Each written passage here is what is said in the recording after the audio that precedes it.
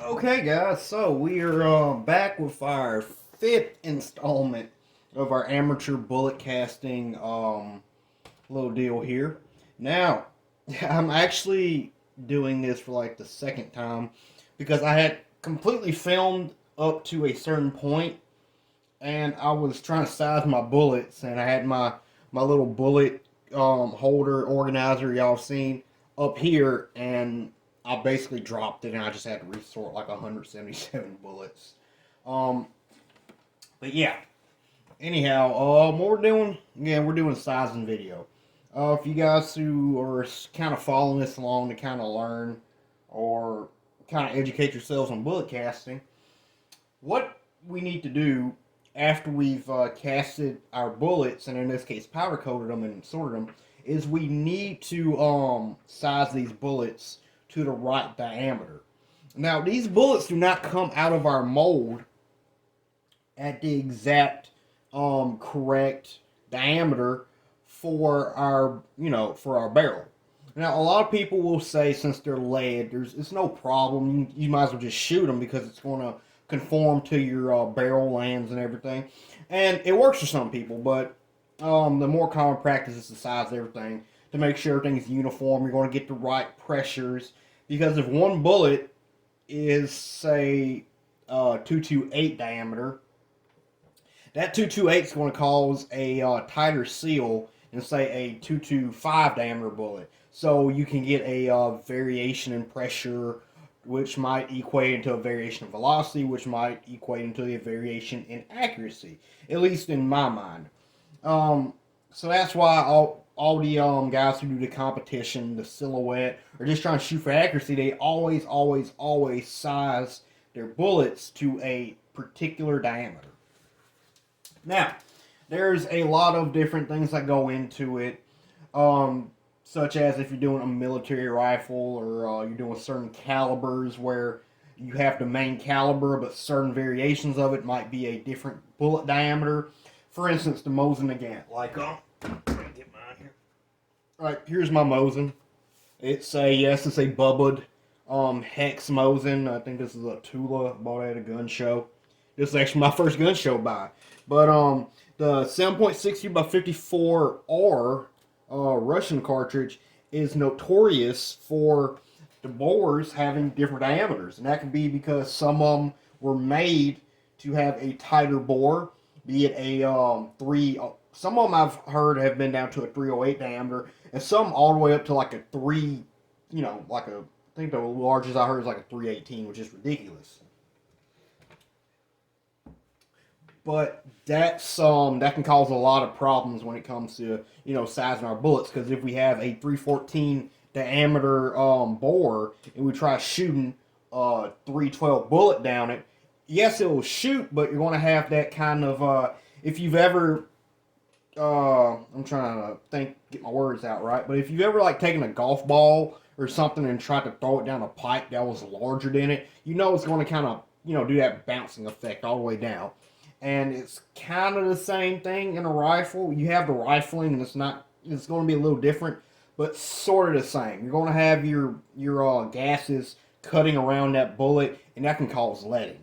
And if it's too tight, it's going to also cause leading because your lead is going to be digging into those lands. So there's a lot more to go into it, but just know that you kind of it's a good practice to do.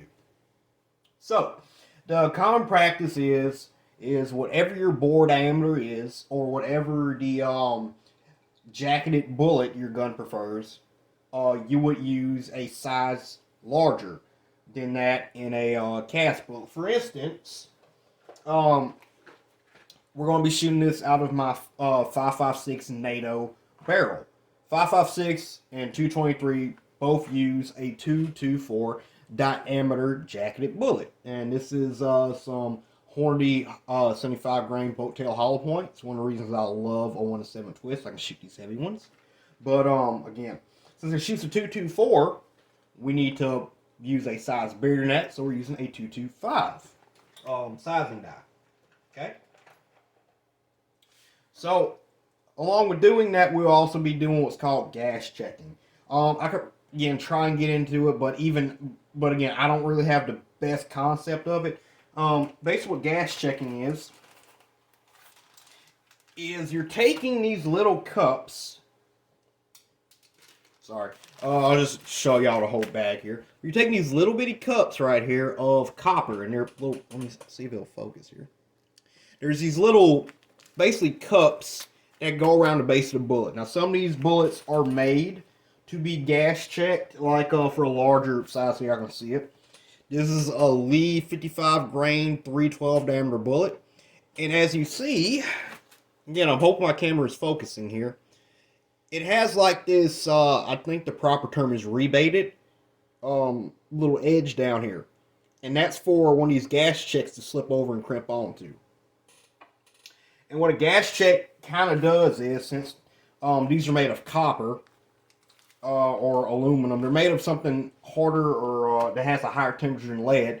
They basically kind of give it a seal for the gas so you can push it at a higher pressure.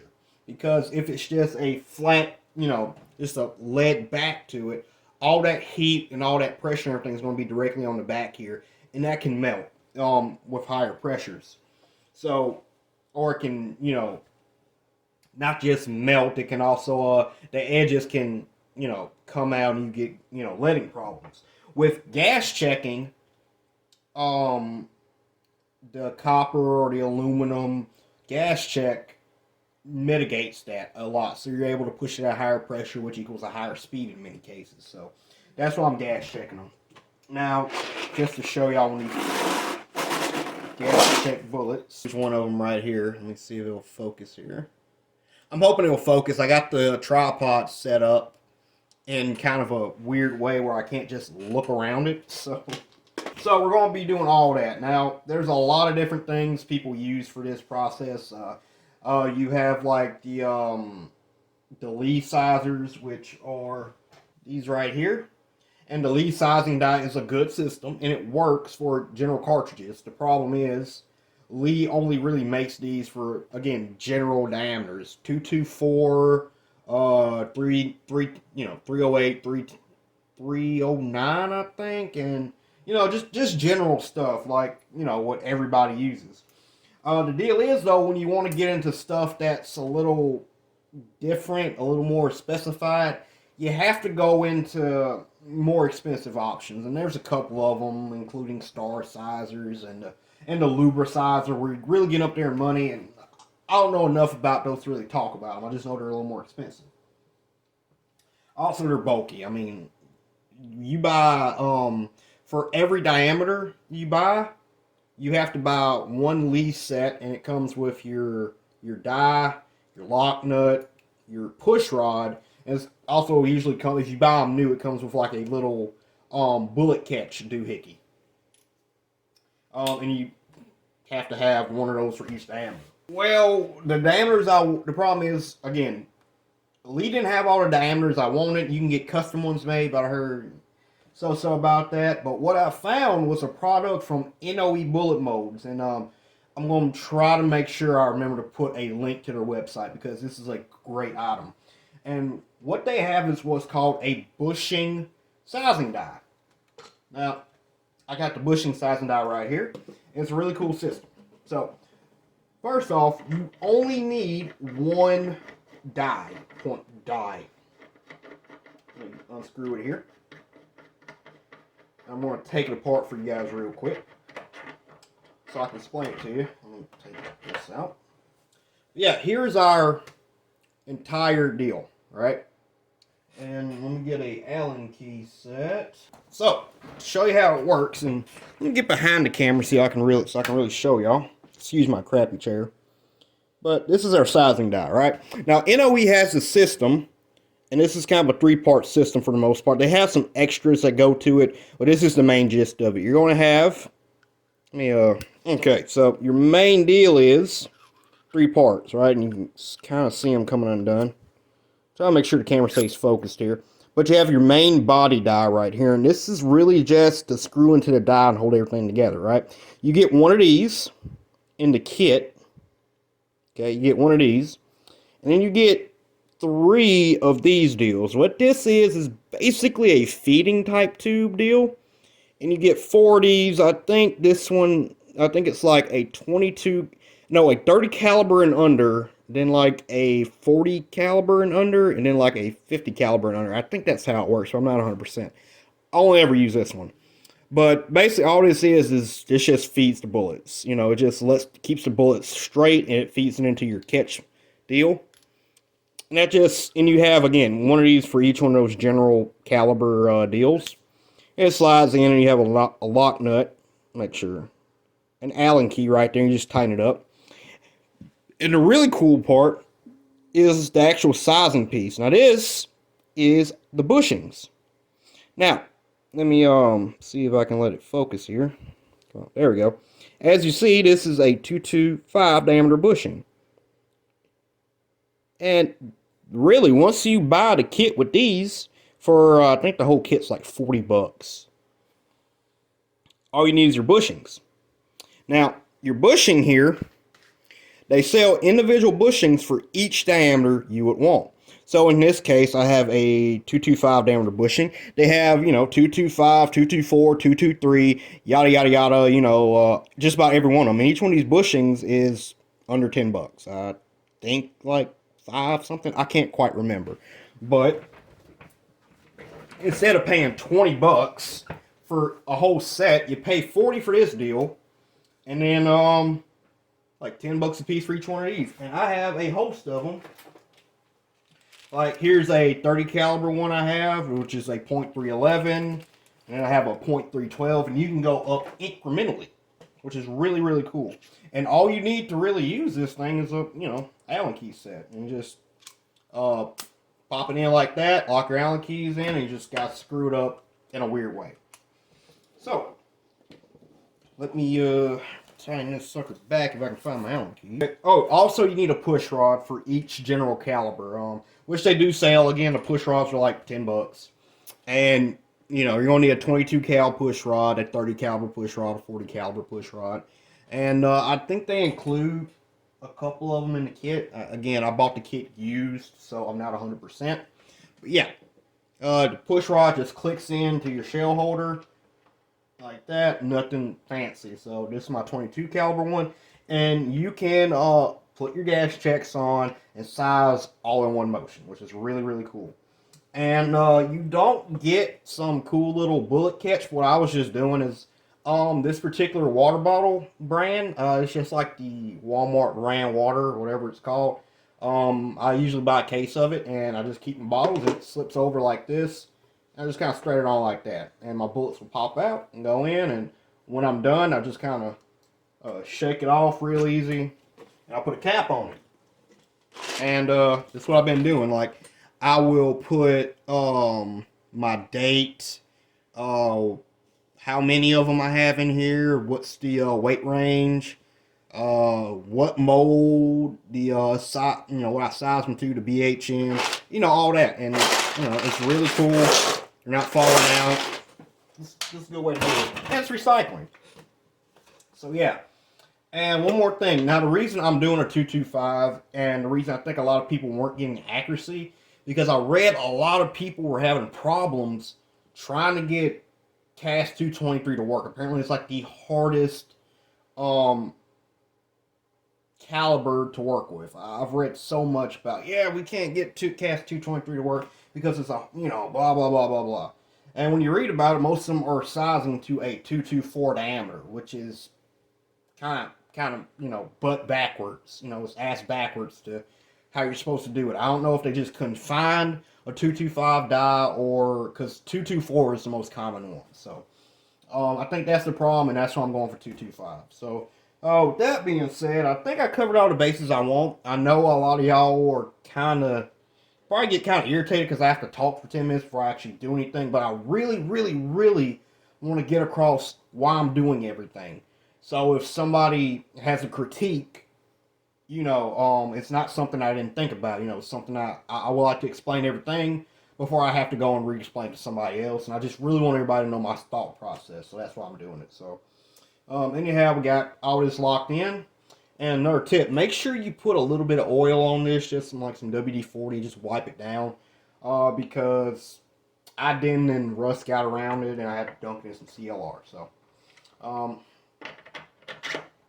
just going to pop her on in here. And there's no specific way you really have to put this in here. I just like to put it all the way until it bottoms out, like so. And I slide in my, my push rod. And then I just put my water bottle on top. Now, the way I'm doing this is in one pocket I have a bunch of these, my powder coated bullets here, and these are the, what are these, 56.1 to the 56.5 grainers. I'm only using the two, the two sizes I have the most of, and I have those in one pocket, and I have a bunch of gas checks in another pocket. So, just take my bullet here, and I just kind of get a gas check on here, right? I just set it on here, and I just shoves it up in there. Now pull back down. Now they don't automatically start popping out. It takes about 4 of them until they start pushing each other out. And I've noticed some of these are harder than other ones. But all in all, it's not the worst. Once you get the die kind of, I guess you could say, fouled, I guess. It shoves them in there pretty easy. And it's not the hardest thing in the world to do. Some of them take a little more force, like this one right here. And some of them don't. Probably going to move the camera a little bit to let y'all see the process a little more detailed. And you see they start popping out. So let me move the camera a little closer and let y'all really see what I'm doing here. Okay, so now y'all can see just a little bit better, and I'm hoping I'm not going to hit the camera here. I can actually look at what I'm doing. So there's our gas check. And again, our bullet has this little rebated edge. I guess that's the proper term, recessed maybe. And I'm just going to kind of finger fit it on there. And none of mine will sit right. This is like the best I'm getting for the most part. I'll get some that'll fit a little better. But generally, that's what I'm getting. But it seems the die straightens them up pretty well, especially since it's kind of tight. I just kind of set them all like that. And I like to kind of hold them. And then, and just shove them in. Now, when they start getting a little too hard, if I feel like I'm getting after about 3 of them in a row are getting a little too hard, I'll take, this is probably bad or something, I'm not sure, but I've been taking some of this Imperial sizing die wax. If you reload, you need this. You just need a 10 of this stuff. I've gone through 2 tins since I started reloading, and I use this stuff religiously. But, I think it's only $5 for a little can of it too, guys. This crap is cheap. But, if it starts getting a little too hard to push them in, I'm not sure if this is proper, but I'll take a little bit of it. And as you see, this is probably like a 3-year-old case. I barely used any. I'll just smear a little bit on my finger. I'll just kind of run it on the edge of the die. And I'll just do that maybe once every 20 or so, or when they start getting hard. Again, I don't know if that's like just complete, freaking casting heresy, or I'm going to like screw my gun up, but I mean, it's a very light coating of it, so. And it just makes stuff work a little easier, so.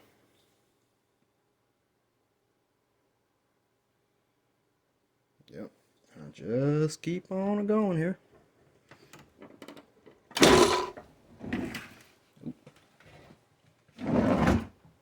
Gun's starting to slide. Also, if you're doing this, I highly recommend you make sure you have a the sturdier your reloading bench is, the better. As most of y'all have probably seen, my reloading bench is literally like a kind of a reinforced sawhorse, but it does the job. It does the job. So, but stuff constantly fails when I'm doing this, or I'm resizing some like really hard brass. So, okay.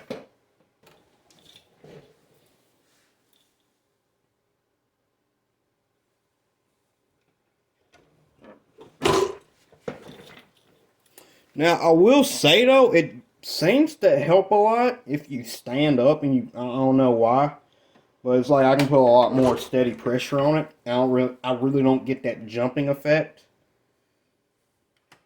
So, yeah, you see, I'm just standing right here, and I'm cranking them out pretty quick here. It's not really as bad as people have been making it out, at least for me. I've been having a lot of people say they hate doing this because the gas checks are such a pain. I don't know. They're pretty easy for me so far. Maybe it's because I have small hands. I'm a pretty small guy regardless, but, you know, I don't know. So, yeah, guess you guys get the main gist of this. So, I'm just going to kind of motor through the next bunch of these, and, yeah.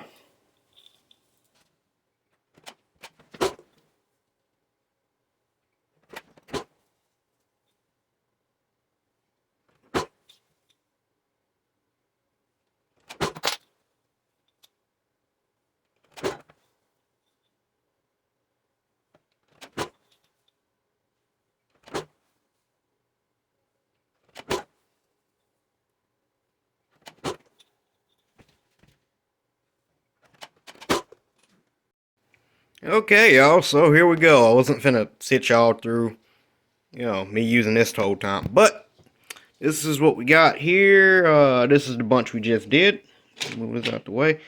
This is 57, 56.1 to 56.5 grain Lee, 225, 55 grain mold. Bullet size to .225. Running at 20 to 21 BHN, 100% clip-on wheel weight alloy. And that is, I just counted them out by hand, 57. It's crazy how tiny they are. And I got 67 of the 5.56, which I found hilarious. Grain to 5.60 grain, same everything. And I got 67 of these. So, yeah, that's that. And here they are compared to some other 223 bullets. On the left is our one we made, followed by a 50 grain Sierra Varmintier, followed by a 53 grain Hornady VMAX, followed by, I think this is a, what is that? It's either a 75 or a, hold up, let me look. Yeah, 70 grain, 75 grain Horny hollow point boat tail. So that's just a little size comparison for y'all. Yeah. So I really hope you guys enjoyed the video. I know this was kind of a shorter one. Probably not half as entertaining as the other ones, if they were entertaining at all. But yeah, if you guys liked it, just make sure to hit that like button somewhere down there below the video. If you guys are watching this on one of the forums, you actually have to go to YouTube to like it if you want to. Leave a comment, and if you want to keep following me and you have a YouTube, subscribe to me. It's going to be right over there, right across from our like button. So, yeah. You guys got any comments, any advice? Let me know. Let me know what I did wrong. Let me know what I did right. So, that being said, y'all take it easy.